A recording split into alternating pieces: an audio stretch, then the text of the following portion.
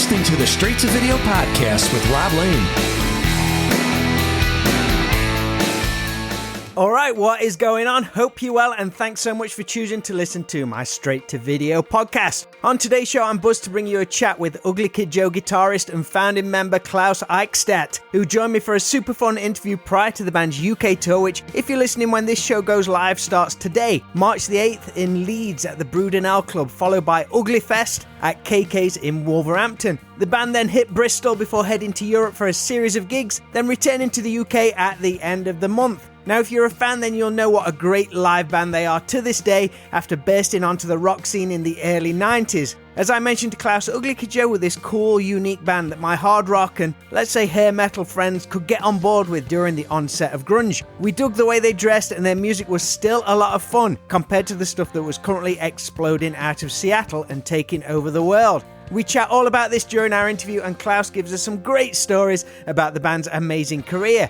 As always, this Straight to Video podcast is proudly presented to you in association with Affinity Photo, an incredible piece of photo editing software which I use all the time for graphic design. Affinity Photo is used to create the podcast episode artwork you see each week, and it's an extremely affordable alternative to other programs on the market, so please check them out at affinity.serif.com. Alright, let's dive into this week's show. Ugly Kid Joe are on tour from today throughout March, and all details can be found at uglykidjoe.net. But right now, please enjoy my Straight to Video chat with Klaus Eichstadt.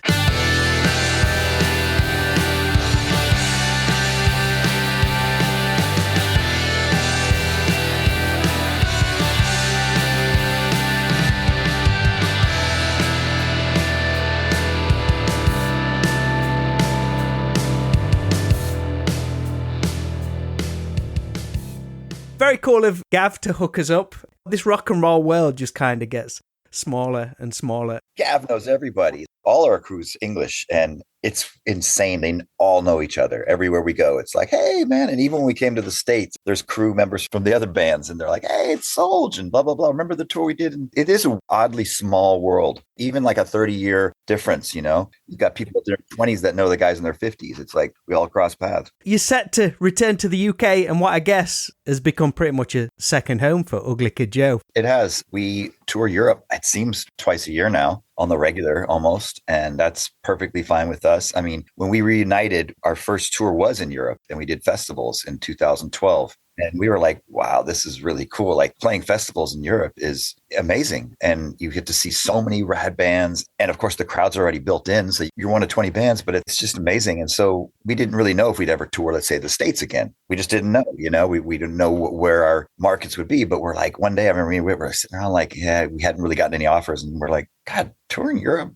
isn't so bad, is it? And we're like, no, I could do this for the rest of my career. It's just tour Europe. I mean, every time we go to Europe, we go to a place that we've never been. You know, there's always one city or one country or one town that's like, we've never been here. And so that's what's so neat about it. All of a sudden you're in Luxembourg or something trippy like that. You never would have even thought about going. So we love it. But we did the States last year and it was super awesome. Was that like the first proper tour since 95 or something like that? Yeah, totally. 95, 96, something like that. So we did like a full 6-week tour, like a regular, normal tour. And it was super fun. And we had a great time. And it was really cool playing home again. But like you said, England is sort of like a home away from home. I mean, that's where we always end up rehearsing now. And it makes sense because we none of us live in the same town. So we always just go, well, where's our first show? We've rehearsed in Budapest. We've rehearsed in Leeds. We've rehearsed in London. Like, we always end up somewhere else, but it works out. That's also kind of exciting too. You know, you get to live in a foreign town for, 4 days. Sweet, man. Have you ever rehearsed in Brighton? Because I met Whitfield in Brighton when he was living out there. Gav was TMing a tour. You know what? I don't think I rehearsed there, but it's a great place. I love it. That's the one by the ocean, right? That's right, yeah. Oh, that's a rad, dude. That's like Santa Monica of England. You know, it has that vibe.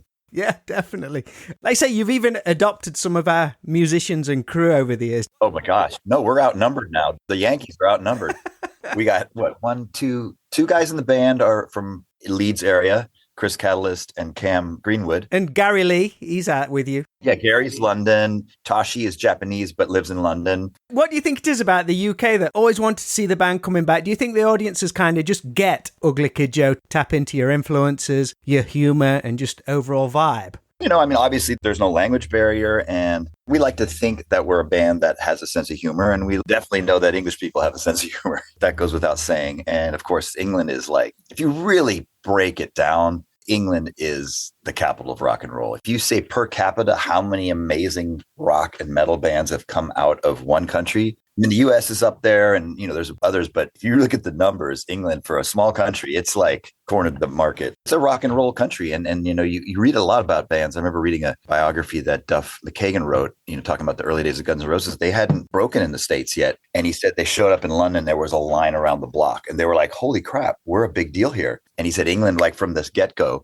not comparing us to them. I'm just saying England has a very rock and roll vibe. And especially, I think when you go to like hard rock and metal and stuff like that, it's alive and well there. And every time we play festivals, we just played with Megadeth there not too long ago. And it was really cool seeing, 40,000 people singing Megadeth songs, in England. And I was like, wow, like some of those songs are hella old, and I love Megadeth. So I was like, this is so good. This is alive and well. I love seeing Megadeth now because they've got James Lomenzo on bass from White Lion. I'm like, yes, that's my dude. That's right. Yeah. He's been in a bunch of bands, I think. He played with David Lee Roth and everybody, that guy. Right. Didn't he play with Zach's band too? Yes, Pride and Glory. Pride and Glory, that's right. Phenomenal bass player. A bit of a monster. You're doing Ugly Fest when you come over, a one-day festival at, again, like a real home of heavy metal, KK Steel Mill in Wolverhampton. Ozfest, Ugly Fest, How did that evolve into what it's become? And could this be an annual event, perhaps? For me, this is how it evolved. Gav sent an email to me and Whit saying, hey, what do you guys think about doing Ugly Fest? And this kid had done some art, this kind of messed up,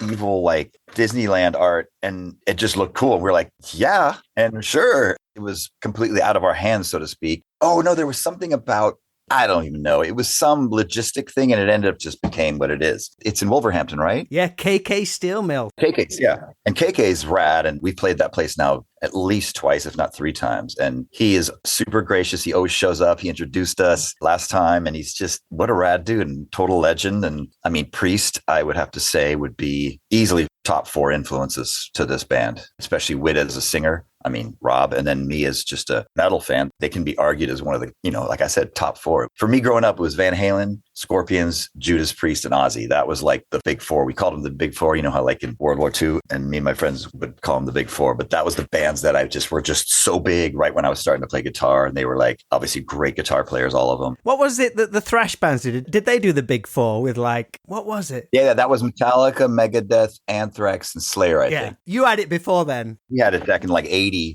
Superb. If I'm right, I think your first show over here was at London's Town and Country Club in July 1992. Yeah, I remember it well. A one-off date, I believe. What do you remember about that trip? Was it exciting? I remember we played and it was great, packed, sweaty, hot. And I remember as I was coming out the club, some kids like kind of cornered me and they asked me for autographs and I was autographing. And then these 2 dudes showed up and I recognized them and thought, hey man, it was the dudes from Stone Temple Pilots, the brothers. No way, Robert and Dean. Yeah. And they knew our A&R guy and there was some kind of like, they had just come out with that song. I want to get next to you or whatever. And I remember being like, I was like starstruck. I was like, oh my God, I love that song you guys have. And you're like, thanks. They were super humble. They were just like there. It was really cute. Just like saying hi, Oh, that's wicked. Sex type thing, that would have been, wouldn't it? Yeah, that's it. Yeah, that's the song. That was a huge tune, man. That wasn't. Yeah, that was massive. Was that one of your first times out of the States? I lived in Germany when I was a kid, twice for about a year. And then after high school, my sister and I did the Eurail Pass. Oh, cool. And you get it for 2 months and it was like $200 or something. This is, like I said, 86 or 87. And you can literally get on any train anywhere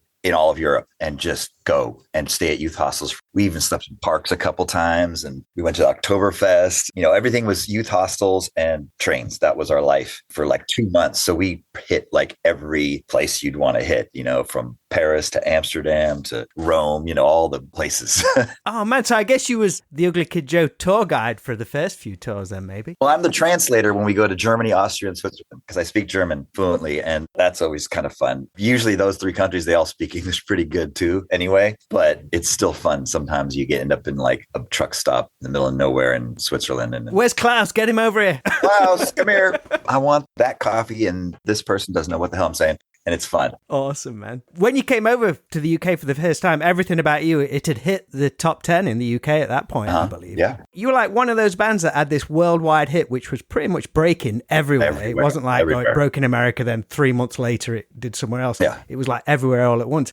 I guess you were right in the middle of the tornado at that point. Yeah, it was rad. It was 2 years of just solid travel and touring really around the world. Like we couldn't be in two places at once, but they would have loved it. The record companies and stuff, like it was literally like get off the plane 3 days and get out of the plane and go to another continent. So we were hitting like Japan, Australia, Europe, eventually went to South America, obviously all over the States. It was like a whirlwind. We like to say it was a wave. We just caught the wave and it just didn't end for like 2 years. It was like this perfect wave. How was you finding like your itinerary back then? Obviously before like mobile phones where you get emails and stuff, was you just like you had a tour manager who block out this amount of time? We didn't have email or phones. No. So it was all like this little book and you just look at the book and it had the name of the hotel, phone number, the address, and the venue.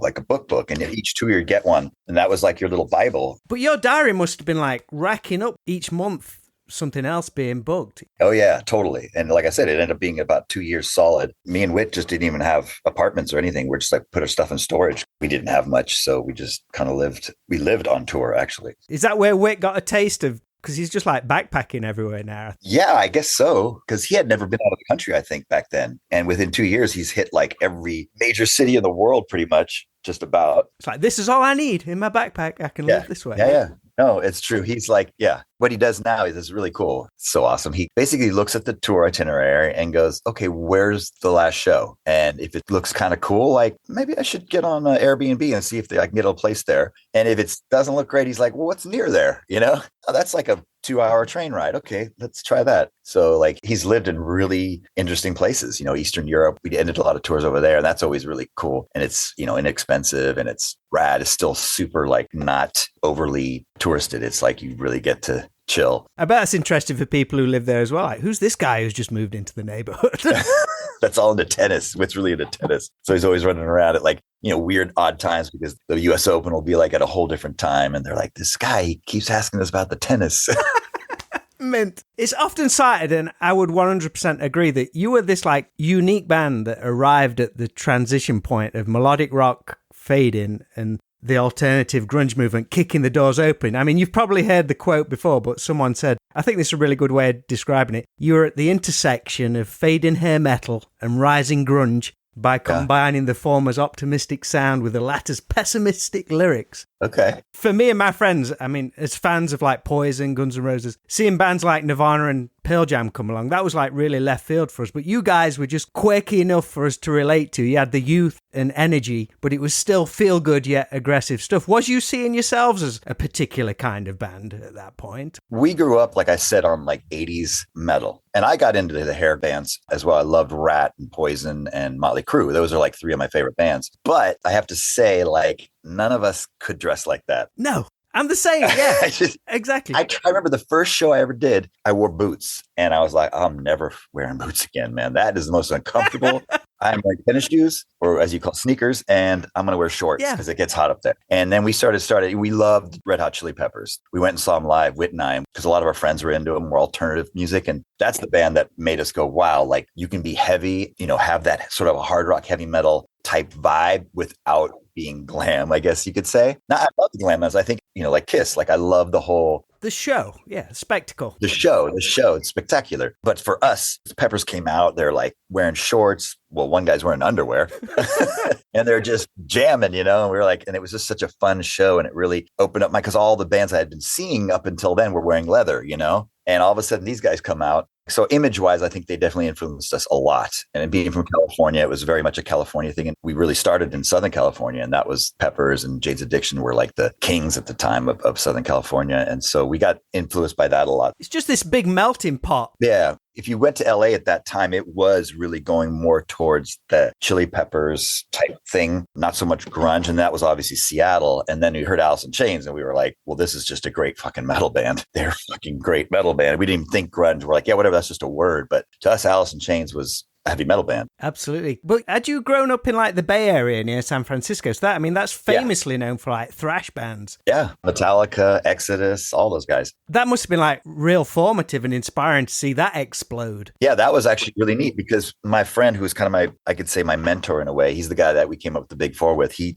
taught me how to play guitar and turned me on to guitar, really. And he would find new bands and get their first record. And then he'd show it to me and make predictions. And I remember he had Kill 'Em All, Metallica. And he's like, this band will one day sell out the Cow Palace. And the Cow Palace is the venue in San Francisco that we'd always go see Ozzy and Priest and all the big bands always play there. And I remember I just heard the first one. So keep in mind, it was only Whiplash and those songs. And I was like, I don't know if this is going to be big enough to sell out the Cow Palace, Ted. He's like, mark my words. And boy, was he right. Yeah, when Ride the Lightning came out, that's when I was like, okay, you're right. This is the next big thing. Was you old enough to get into places to see those bands when they were first starting out? Well, those are all ages shows. All right. Cow Palace. That's like a big 15,000 seat arena. No, with bars, me and my sister snuck in to see Rat at a club really close to our home, in our hometown. And we actually had to wait till our parents were asleep. My sister had a driver's license. She was 16. We climbed out our windows. We put the car in neutral and pushed it down the driveway and out of the cul-de-sac. That's like something out of like a Two Chorus movie or something like that. We knew a guy that actually worked there, and he was really cool. When he'd let underage kids, he'd kind of let us in the side. But we'd buy our tickets, but he'd be like, it's cool. It was actually an amazing club. I mean, I saw Megadeth there. I saw Rat there.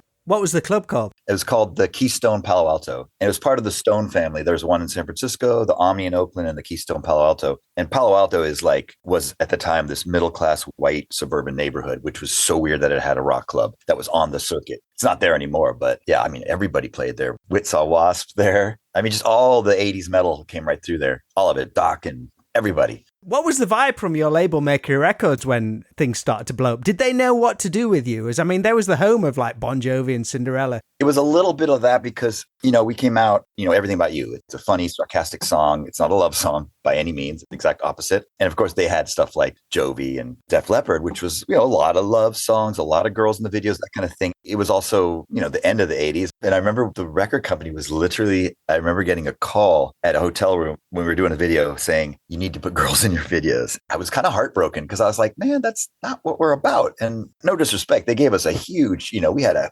great label with us and wonderful people that worked there. But it was also a little bit of like, once the initial hit goes away, it's like, okay, what are we going to do now? And so I think they were starting to be like, I don't know, put girls in your video. And I remember being like, oh, come on, man. Like, that's the whole thing we've been like kind of not fighting against, but as much as I'd like to put girls in the video. Yeah. I've done so many times. Like, I don't want to do that. And so, yeah, it was a little bit, they didn't know what to do with us for a while there. I mean, music's weird like that because sure, certain things you think like sex sells, right? You have a good looking singer, woman or guy, and they're going to have people that make them a sex symbol or whatever. They're become this iconic sex symbol or whatever. So that is a formula. But it seems like when someone really tries to do the formula, it almost never works. Exactly. That's kind of why that whole scene died out. It had just become too formulaic and people were ready for a change.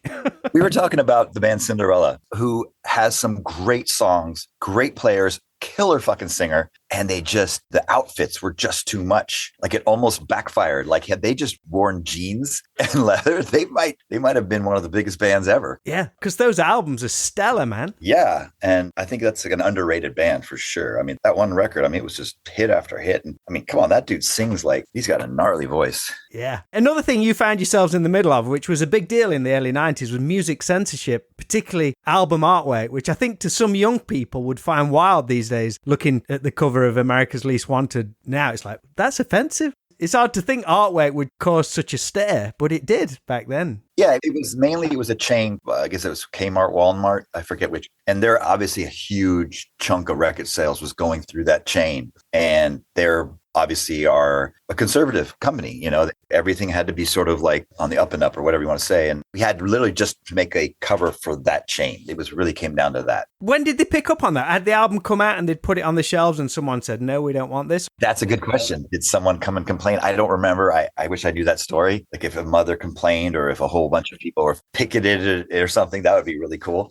Like a religious mob picketing. Burning Ugly Kid Joe records. Hey, all press is good press usually. Crazy. Because I believe you returned to the original artist, Moish Brennan, to tweak the artwork to make it suitable. Yeah. The story goes you originally paid him just $14 and snacks for the original character for the EP. Yeah. McDonald's Filet-O-Fish sandwich. I want to say a Sprite, Doritos, and like whatever cash we had in our pocket. And he sat there all night drawing that kid. Was he handsomely rewarded for the album artwork, though? Did he raise his fee considerably? He did raise his fee. I wouldn't say he was handsomely rewarded. That was the budget and we paid him. Rest in peace. He passed away a few years ago, sadly, too young. But I remember when we came out with America's One, he did the art, and it was literally like, he was a classic artist. Like, he would wait to the last minute. And I'm like, dude, we have to actually submit it to the label because they have to start, getting ready to press this thing. And I remember he was like, oh yeah, it's done, or it's almost done. It's almost done. But it was like, I remember it was like 8 a.m. and he had stayed up all night finishing it. He was like, phew, and you could tell he was like coffees all over the place. Got in my car and I drove it down to LA to like the record company. Like I say, no email. He wasn't emailing that sucker. You had to hand deliver it. Oh no, it was like he handed it to me. Yeah, like hand drawn. So a magazine called Entertainment Magazine, the US magazine, a time when, we were overexposed and people were getting really sick of us. Our album comes out and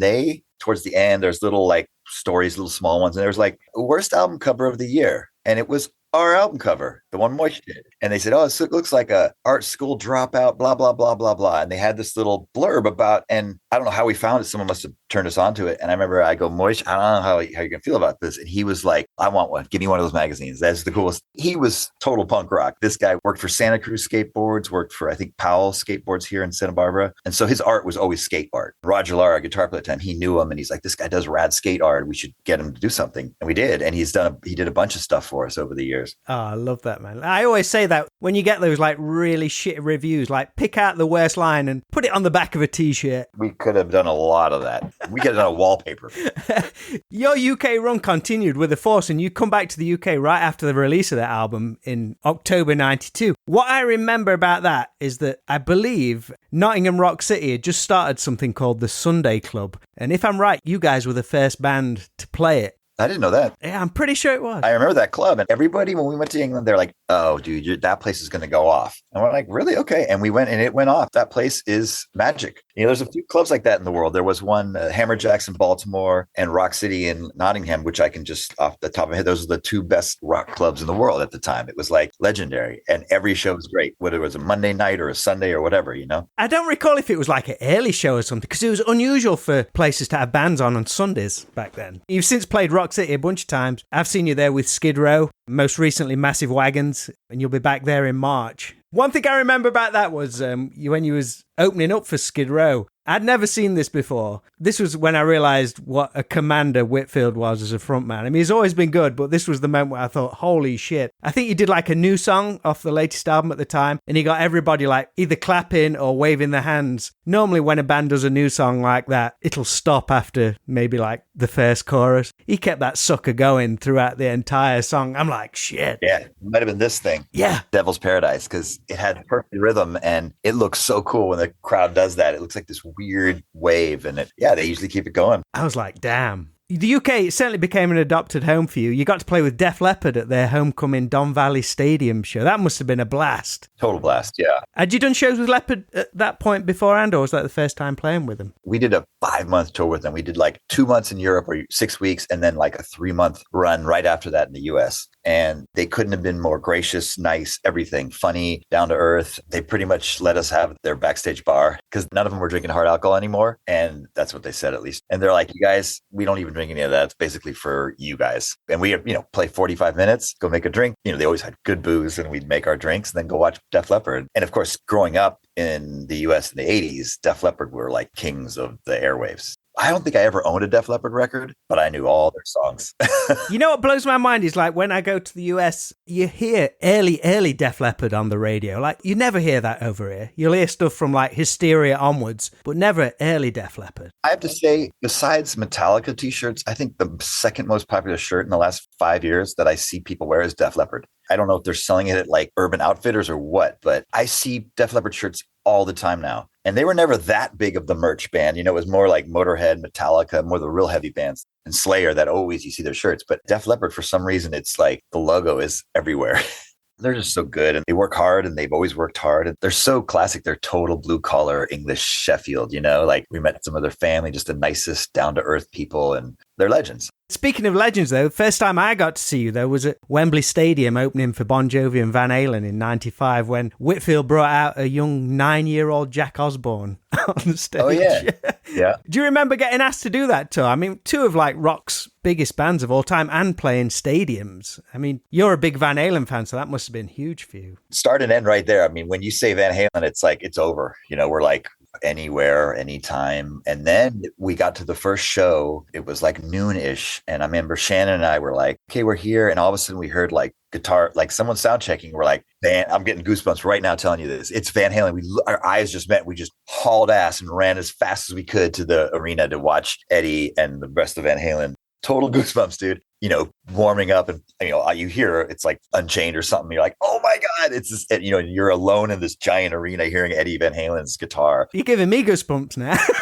Yeah, it was, oh man. And oh my God, talk about just the coolest band. Our dressing rooms were always right next door to Van Halen's. And Eddie would come into our room every single show, just about right after we played. He'd come in because he's getting ready to play. So he'd come in with his guitar in his shorts or whatever, in his boxer shorts or whatever, and just be like warming up and ask us, how was the show, blah, blah, blah. And it became so normal that it wasn't this icon anymore. He's just this dude that played in the band that was hanging out and asked us questions. Whereas the reality is, this is literally the guy that made me play guitar. I heard my friend playing Eruption. No, I heard my friend's brother playing Eruption. And that's when I went, that's what I want to do. It's over. And then I realized, what is it? He said, oh, that's Eruption by Eddie Van Halen. And he started teaching me all the stuff. And that was like my first teacher, because that first Van Halen record, I learned every lead on that, except for one. But I learned them all like note for note. I had a record player that you could slow down half the speed. So it'd be all, but you have to transpose it, be exactly an octave. You go from 33 to 16, it's half the speed and it's exactly an octave. It's genius. And then I'd record it on a cassette tape so I could rewind it. And, back then you'd have like competitions with your friends that are guitar players. Like, how do you play that part? I cheated because I had this trick with this old record player that you could slow down because I knew the exact notes because I could slow it down. And he was like, how did you figure that out? I'm like, oh, dude, check this out.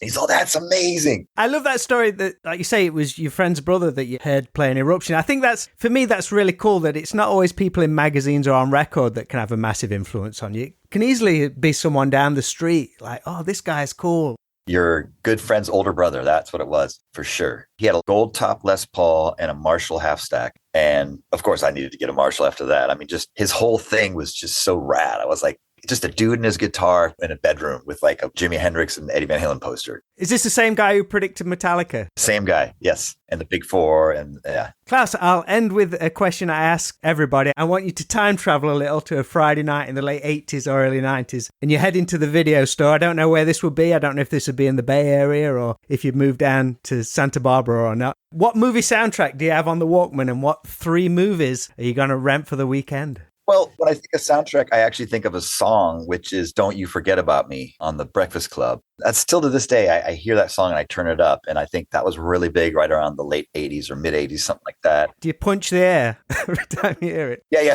That stupid last scene where he jumps. It's so goofy. So that would be the soundtrack. And then the 3 movies, I would have to see something with Eddie Murphy, like 48 Hours. Nice. Are you ready for Beverly Hills Cop 4 this year? Hell yeah. Is it 4 already? Wow. Yeah, we forget about 3. Yeah. 3's gone. Yeah, absolutely. Did you see Eddie Murphy when he got that award I think it was the Academy Awards, he got like a Lifetime Achievement Award. It was after the Will Smith thing. Oh, right.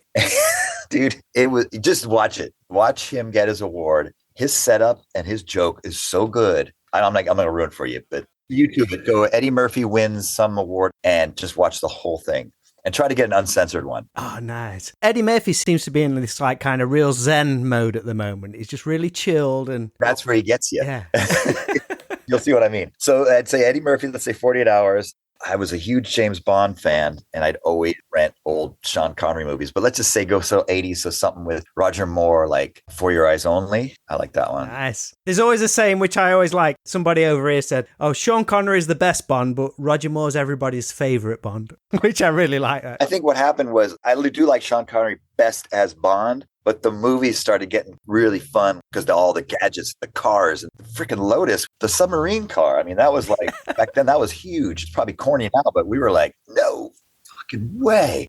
So yeah, Bond always there. And shit, Return of the Jedi. That was already out, right? Late 80s? Yeah, exactly. 82, something like that. Probably 83 when it hit video, something like that. Yeah. Is that your favorite of the Star Wars movies? No, I like the first one, honestly, just because talk about goosebumps. That first scene with we'd never seen anything like that in our lives. It's like hearing Eruption for the first time, seeing those 3 big blue jet engines, like whatever they are, going by like, that was insane. Talk about pop culture moments. That's another one that's up there. Quick question regarding like movie soundtracks. I don't believe you were on the Wayne's World soundtrack. We weren't. We were in the movie. Yeah. In the donut shop in the background, but we weren't on the actual soundtrack. Is that some weird licensing thing? There's a few films that do that. I have no idea. No clue. We were on tour and we had been told we're in this movie. And I think we only got paid like a few $100. God damn it. We didn't care. We just were like, put us in a movie. Yeah. And then we went and we didn't know it was going to be a hit movie. And we went and saw it. And I remember we were like, wait, that was it? Like it was just in the background. We thought it was like this big moment or something.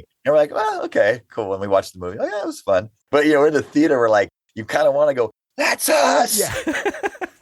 Sweet, man. Klaus, I'll let you go do that school run, but I appreciate you talking to me, man. Yeah, it's perfect timing. Excellent stuff. I'll try and catch you at Roxy when you come over. Yeah, come see us for sure. We should hang out, have a beer. All right, dude. You enjoy the rest of the day. It's been lovely to speak to you. Thank you so much.